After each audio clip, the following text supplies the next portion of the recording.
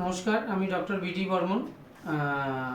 আগামী 15 ফেব্রুয়ারি 2026 সালের 15ই ফেব্রুয়ারি রবিবার আমাদের সমস্ত বিরাটি, বেলগড়িয়া, বড়নগর, ডানলপ অঞ্চলে মেডিকেল রিপ্রেজেন্টেটিভ ভাইদের আয়োজনে একটি বৃহৎ ক্রিকেট প্রতিযোগিতার আয়োজিত হতে চলেছে।